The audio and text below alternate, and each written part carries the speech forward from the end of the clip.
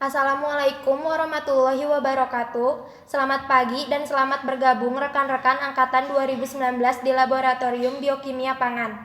Hari ini kita akan melaksanakan praktikum secara daring mengenai materi karbohidrat 1 dan 2. Sebelumnya, izin memperkenalkan diri. Nama saya Winetetra Carlovera sebagai moderator dan rekan saya Neza dan Dinari.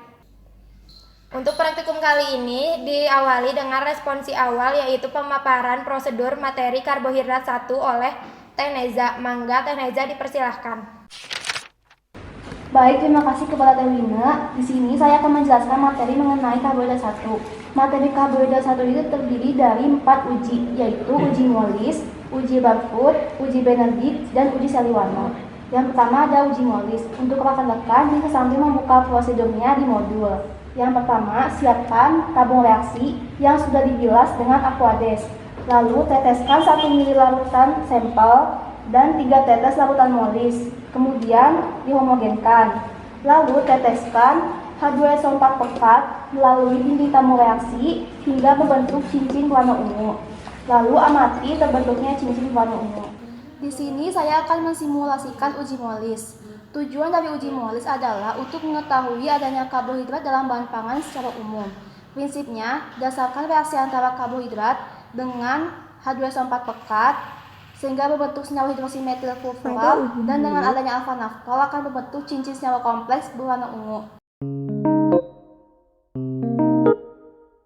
Alat yang digunakan yaitu gelas kimia, tabung reaksi, pipet tetes, dan penjepit tabung reaksi.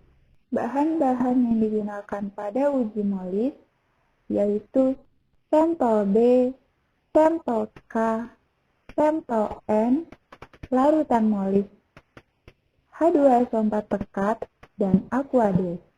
Larutan Molis memiliki warna putih transparan. Pada uji Molis menggunakan 3 buah sampel, yaitu sampel B, K, dan N. Selanjutnya siapkan 3 buah tabung reaksi yang sudah dibilas dengan Aquades dan dikeringkan menggunakan tisu.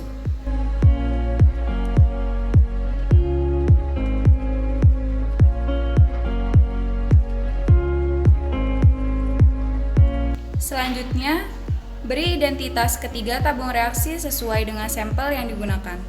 Selanjutnya, tuangkan 1 ml larutan sampel ke masing-masing tabung reaksi.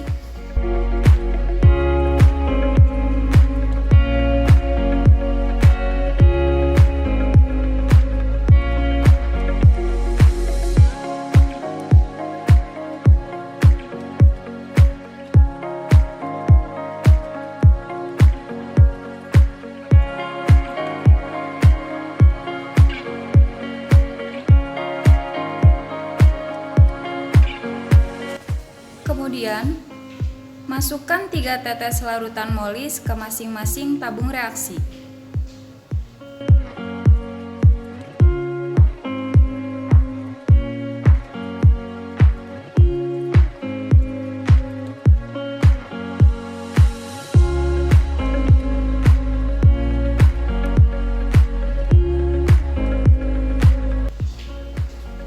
Selanjutnya, homogenkan masing-masing tabung reaksi.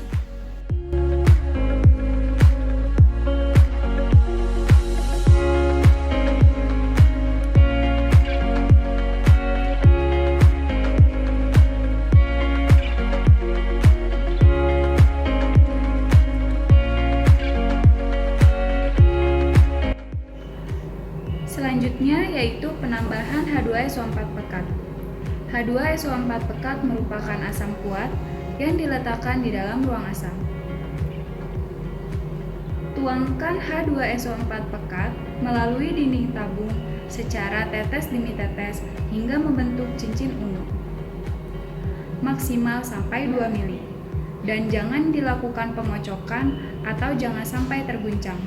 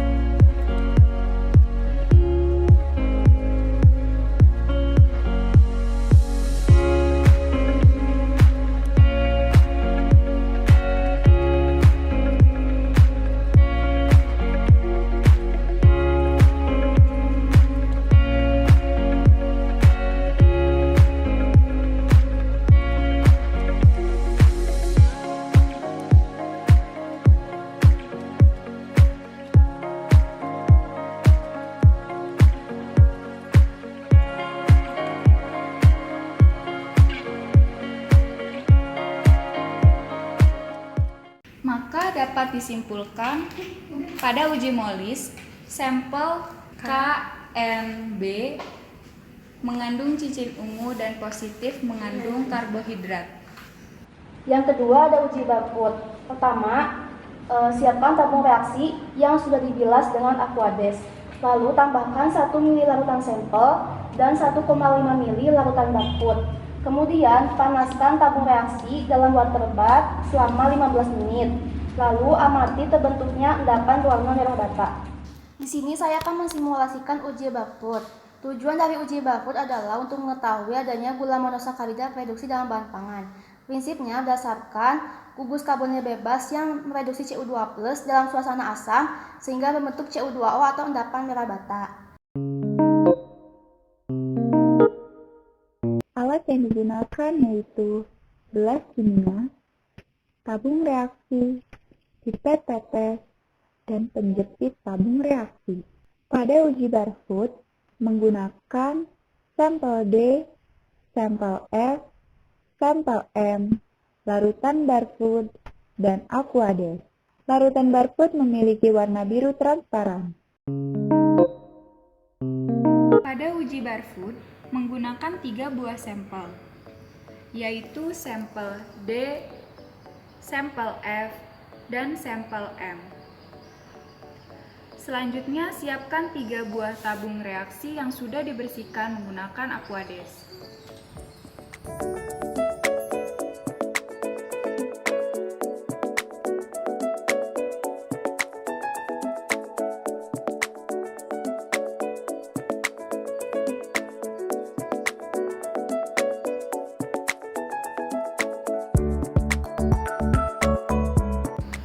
Selanjutnya, beri identitas masing-masing tabung reaksi.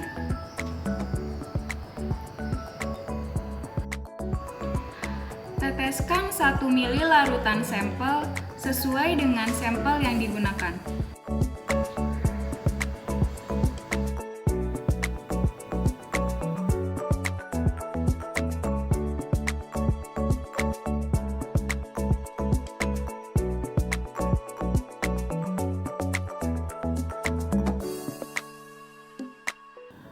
Kemudian, teteskan 1,5 ml larutan barfood ke dalam masing-masing tabung reaksi.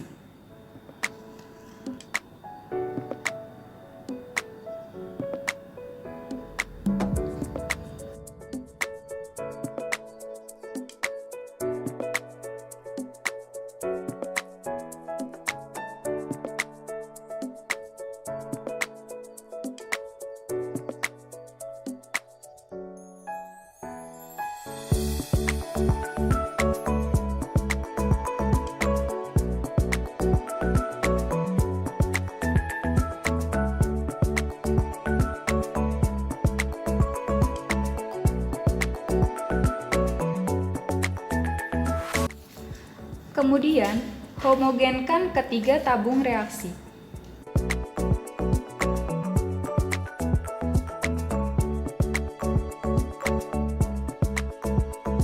Kemudian, panaskan ketiga tabung reaksi selama 15 menit.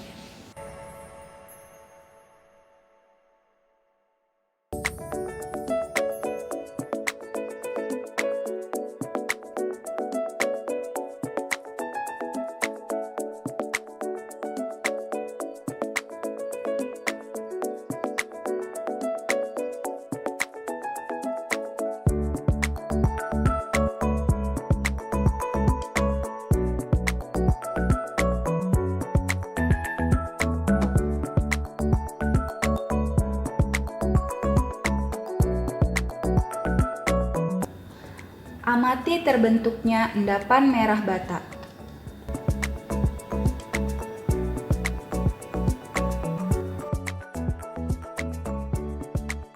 Dapat disimpulkan, sampel F terbentuk endapan merah bata, maka sampel F positif mengandung gula monosakarida tereduksi, sedangkan sampel D dan sampel M tidak terbentuk endapan merah bata, maka sampel D dan sampel M dinyatakan negatif tidak mengandung gula monosakarida pereduksi. Yang ketiga ada uji Benedict. Siapkan tabung reaksi yang sudah dibilas dengan Aquades. Lalu teteskan 1 ml larutan sampel dan 3 ml larutan Benedict. Lalu panaskan tabung reaksi dalam water bath selama 5 menit. Lalu amati terbentuknya endapan warna merah bata atau biru hijauan. Di sini saya akan mensimulasikan uji Benedict. Uji Benedict bertujuan untuk mengetahui adanya gula pereduksi dalam bahan pangan. Prinsipnya berdasarkan gugus karbonil bebas yang mereduksi CO2+ dalam suasana basah sehingga menghasilkan CO2O atau endapan merah bata atau biru kehijauan. Alat yang digunakan yaitu gelas kimia, tabung reaksi, pipet tetes, dan penjepit tabung reaksi. Pada uji Benedict, bahan-bahan yang digunakan yaitu sampel A, sampel D, sampel I, larutan Benedict, dan Aquades. Larutan Benedict memiliki warna biru tua transparan.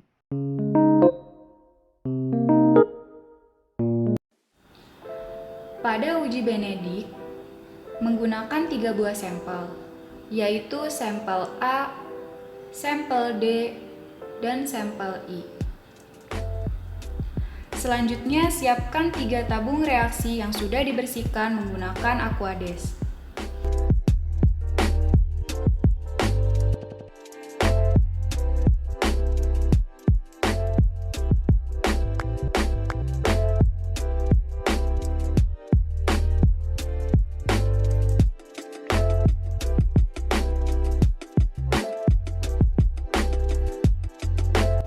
Beri identitas ketiga tabung reaksi sesuai dengan sampel yang digunakan. Kemudian, teteskan 1 ml larutan sampel sesuai dengan sampel yang digunakan.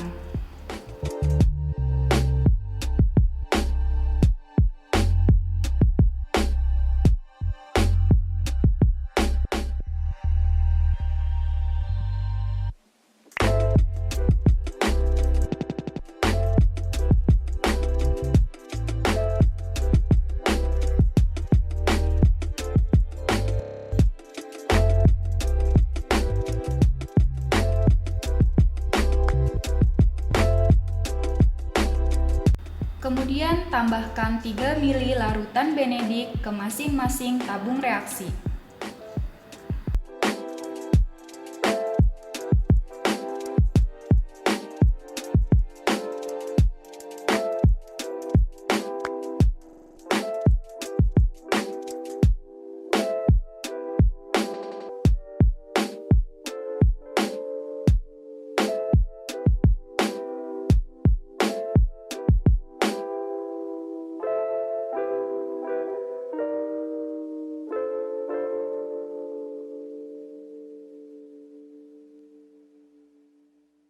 Kemudian, homogenkan masing-masing tabung reaksi.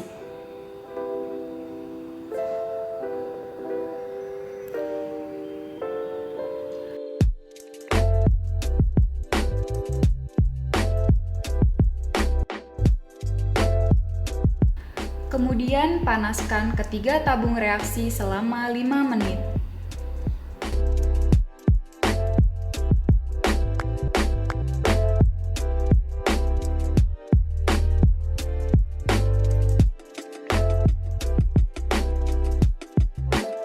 Kemudian, amati terbentuknya endapan merah bata atau warna biru kehijauan.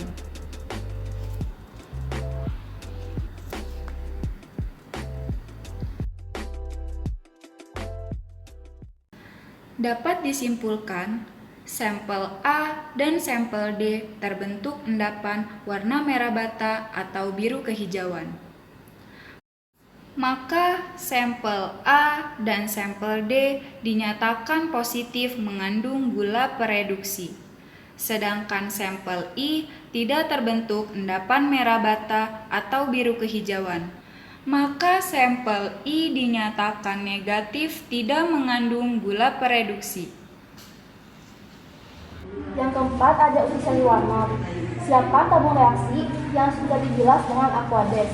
Lalu tambahkan 1 ml larutan sampel dan 2 ml larutan seliwanol. Lalu panaskan tabung reaksi dalam water bath selama 5-10 menit. Lalu amati terbentuknya warna merah. Di sini saya akan mensimulasikan uji Seliwanov. Uji Seliwanov bertujuan untuk mengetahui adanya gula ketosa dalam bahan pangan. Prinsipnya berdasarkan reaksi antara gula ketosa dengan HCl dalam reagen Seliwanov sehingga membentuk hidroksimetil furfural, dan dengan adanya resorsinol akan membentuk senyawa kompleks berwarna merah. Alat yang digunakan yaitu gelas kimia, tabung reaksi, pipet tetes, dan penjepit tabung reaksi. Pada uji Seliwanov, bahan-bahan yang digunakan yaitu sampel D, sampel E, sampel G, larutan Seliwanov, dan Aquades. Larutan Seliwanov memiliki warna coklat transparan. Pada uji Seliwanov menggunakan 3 buah sampel, yaitu sampel D, sampel E, dan sampel G. Siapkan 3 buah tabung reaksi yang sudah dibersihkan menggunakan Aquades.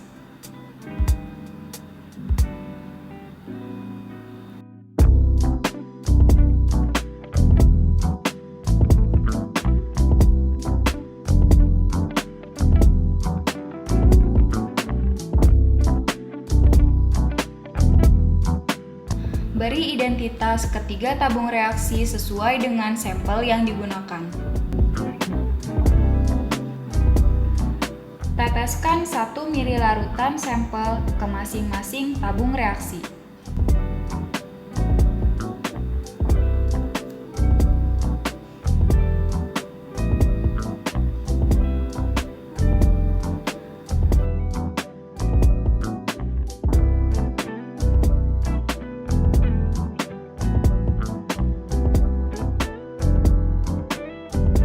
Kemudian teteskan 2 ml larutan Seliwanov ke masing-masing tabung reaksi.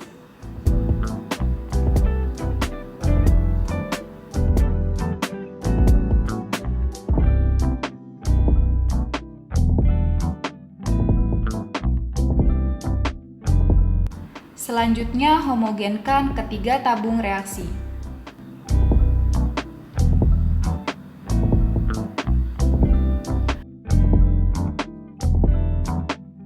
Panaskan ketiga tabung reaksi 5-10 menit.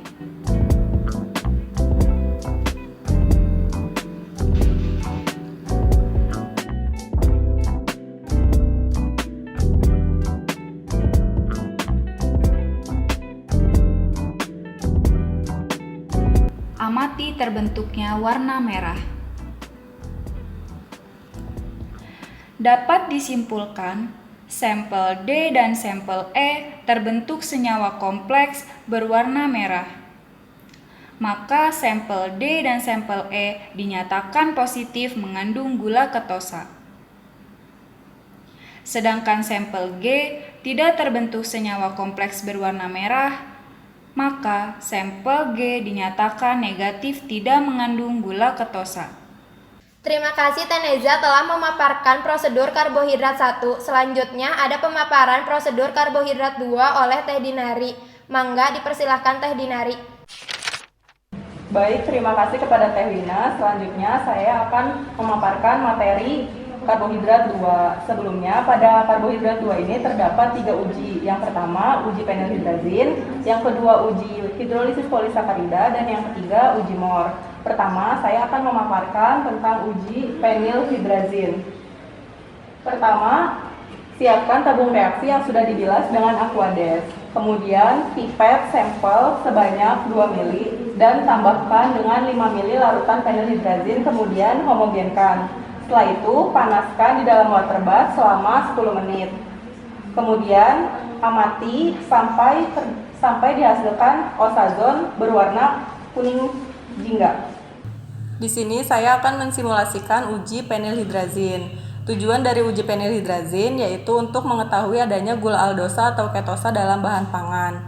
Prinsipnya berdasarkan reaksi antara gugus karbonil dari aldehid atau gugus keton bebas bersama penilhidrazin dalam suasana panas akan membentuk senyawa osazon atau kristal kuning jingga. Pada uji penilhidrazin, alat yang digunakan yaitu gelas kimia, tabung reaksi, penjepit tabung reaksi, pipet tetes, pipet berukuran, dan filler. Bahan yang digunakan adalah sampel E, sampel F, sampel M, larutan penilhidrazin, dan aquades. Larutan penilhidrazin memiliki warna kuning kecoklatan transparan.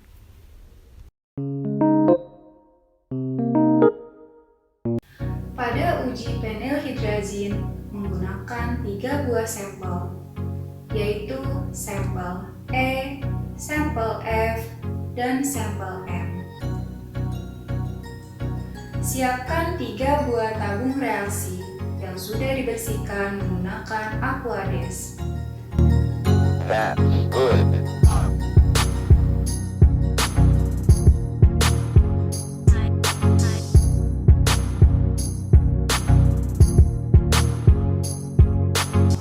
Beri identitas ketiga tabung reaksi sesuai dengan sampel yang digunakan.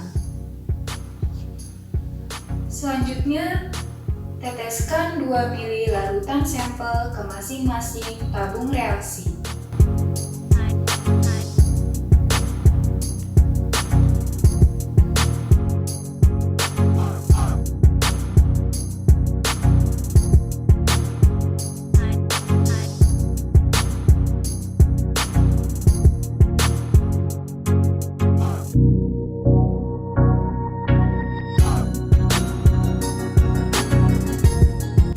Selanjutnya, masukkan 5 ml larutan penilhidrazin ke masing-masing tabung reaksi.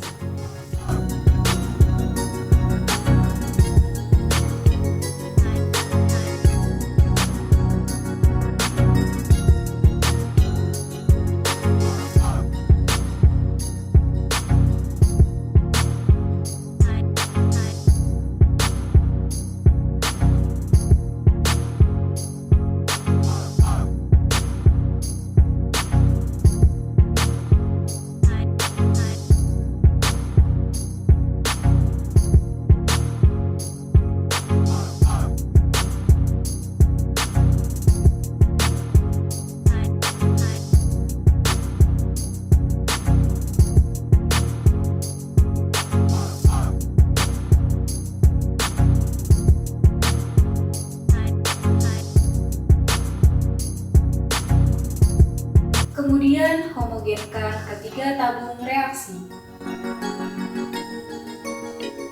Selanjutnya, panaskan selama 10 menit.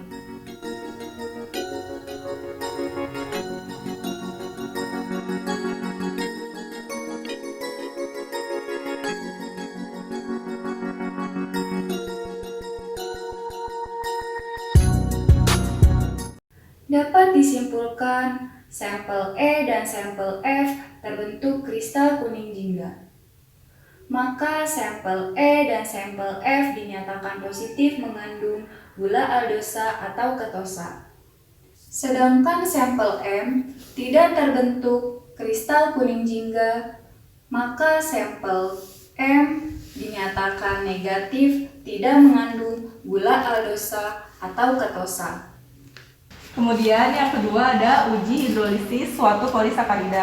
Pertama, siapkan tabung reaksi yang sudah dibilas dengan aquades dan pipet 2 ml sampel dan tambahkan dengan HCl3n sebanyak 2 ml. Kemudian panaskan di dalam water bath selama 55 menit. Sambil dipanaskan, pipet sampel dan tambahkan dengan I2 sebanyak 1 tetes. Kemudian amati perubahan warna setiap interval 5 menit. Di sini saya akan mensimulasikan uji hidrolisis polisakarida. Tujuannya untuk mengetahui bahwa polisakarida tersusun dari beberapa monosakarida.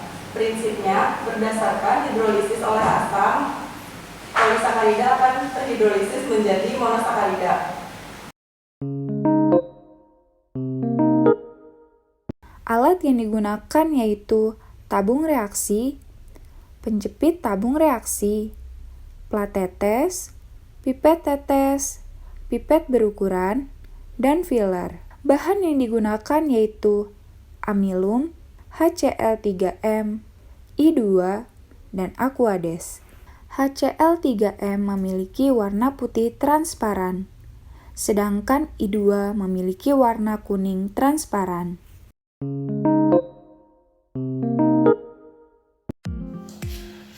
Pada uji hidrolisa suatu polisakarida menggunakan satu buah sampel, yaitu amilum.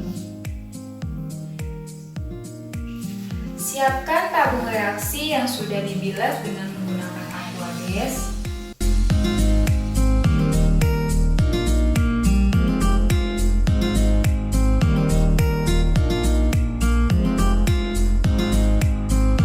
Kemudian siapkan plat tetes. Beri tanda interval waktu mulai dari 0, 5, 10, 15, 20, 25, 30, 35, 40, 45, 50, dan 55. Selanjutnya pipet 2 mili amilum menggunakan pipet berukuran ke dalam tabung reaksi.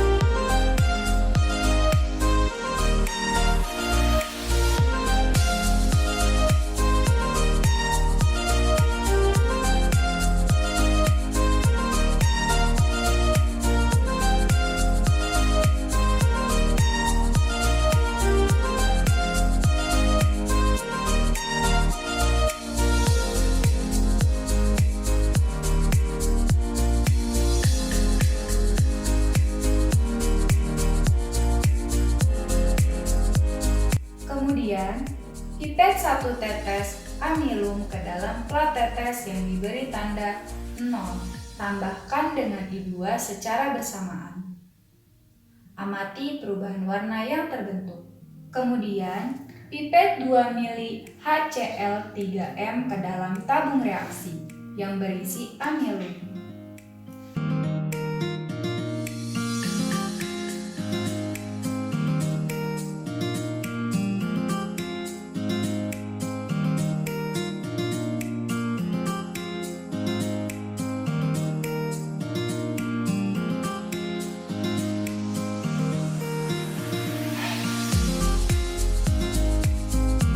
Kemudian homogenkan.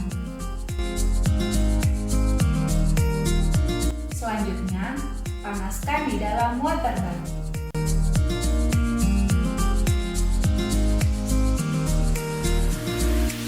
Setelah 5 menit, pipet 1 tetes sampel ke dalam plat tetes yang diberi tanda 5. Tambahkan dengan I2 secara bersamaan.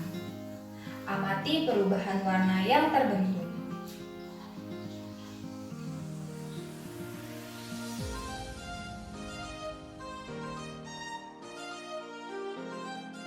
Setelah 10 menit, pipet 1 tetes sampel ke dalam plat tetes yang diberi tanda 10. Tambahkan dengan I2 secara bersamaan. Amati perubahan warna yang terbentuk. Setelah 15 menit, pipet 1 tetes sampel ke dalam plat tetes yang diberi tanda 15. Tambahkan dengan I2 secara bersamaan. Amati perubahan warna yang terbentuk. Setelah 20 menit, pipet 1 tetes sampel ke dalam plat tetes yang diberi tanda 20. Tambahkan dengan I2. Secara bersamaan, amati perubahan warna yang terbentuk.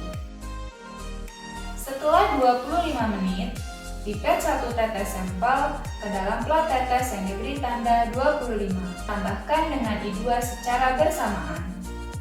Amati perubahan warna yang terbentuk.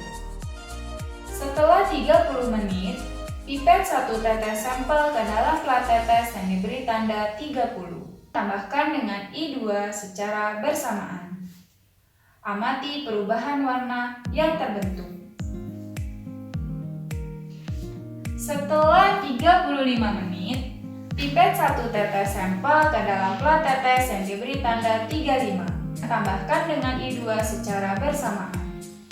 Amati perubahan warna yang terbentuk. Setelah 40 menit, pipet 1 tetes sampel ke dalam plat tetes yang diberi tanda 40. Tambahkan dengan I2 secara bersamaan. Amati perubahan warna yang terbentuk. Setelah 45 menit, pipet 1 tetes sampel ke dalam plat tetes yang diberi tanda 45. Tambahkan dengan I2 secara bersamaan. Amati perubahan warna yang terbentuk. Setelah 50 menit, pipet 1 tetes sampel ke dalam plat tetes yang diberi tanda 50. Tambahkan dengan I2 secara bersamaan. Amati perubahan warna yang terbentuk. Setelah 55 menit, pipet 1 tetes sampel ke dalam plat tetes yang diberi tanda 55. Tambahkan dengan I2 secara bersamaan. Amati perubahan warna yang terbentuk. Dapat disimpulkan, sampel yang berwarna ungu atau amilodextrin, sampel yang berwarna merah erythrodextrin, dan sampel yang berwarna kuning acrodextrin. Yang ketiga ada uji MOR. Pertama, siapkan tabung reaksi yang sudah dibilas dengan Aquades. Kemudian pipet 2 ml sampel dan 2 ml larutan NaOH. Kemudian dihomogenkan dan panaskan di dalam water bath selama 10 menit. Dan amati perubahan warna dan bau yang terjadi. Di sini saya akan mensimulasikan uji MOR. Tujuannya yaitu untuk mengetahui terjadinya sifat karamelisasi yang ditandai dengan bau karamel dan warna yang khas. Prinsipnya, berdasarkan oksidasi dan pemanasan senyawa karbohidrat menghasilkan senyawa kompleks berwarna coklat dengan bau yang khas yaitu bau karamel. Alat yang digunakan yaitu gelas kimia, tabung reaksi, pipet tetes, dan penjepit tabung reaksi. Pada uji MOR, bahan-bahan yang digunakan yaitu sampel E, sampel F, sampel H, NaOH 10%, dan Aquades. NaOH 10% memiliki warna putih transparan.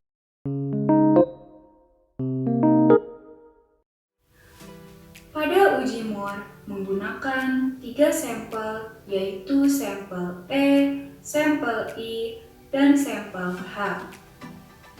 Siapkan 3 tabung reaksi yang sudah dibersihkan menggunakan Aquades.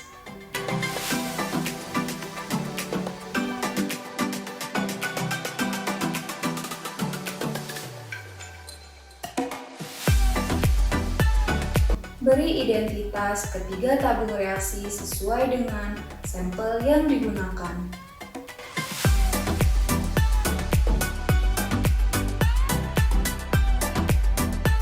Selanjutnya, teteskan 2 ml larutan sampel ke masing-masing tabung reaksi.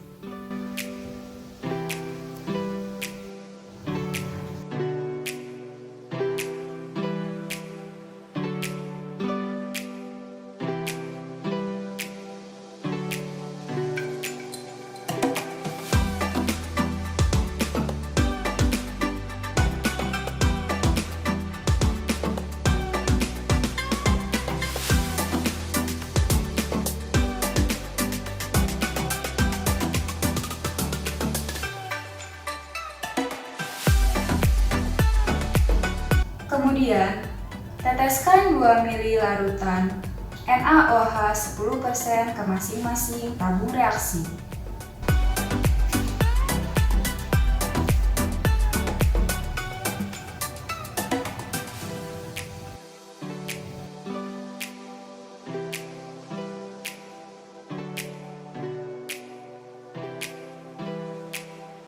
Kemudian homogenkan ketiga tabung reaksi.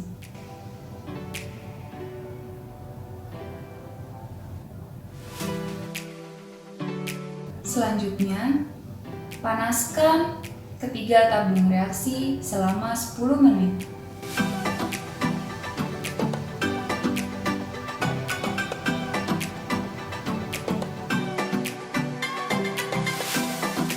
Kemudian, amati perubahan warna dan bau yang terjadi. Dapat disimpulkan bahwa sampel E dan sampel F terbentuk senyawa kompleks berwarna coklat atau bau yang khas yaitu bau karamel. Maka sampel E dan F dinyatakan positif mengalami karamelisasi. Sedangkan sampel H tidak terbentuk senyawa kompleks berwarna coklat atau bau yang khas yaitu bau karamel. Maka sampel H dinyatakan negatif, tidak mengalami karamelisasi. Untuk praktikum materi karbohidrat dicukupkan. Untuk praktikan dipersilahkan menyiapkan pertanyaan dan bisa ditanyakan pada hari Sabtu. Terima kasih atas perhatiannya. Mohon maaf bila ada kekurangan. Wabillahi taufik wal hidayah. Wassalamualaikum warahmatullahi wabarakatuh.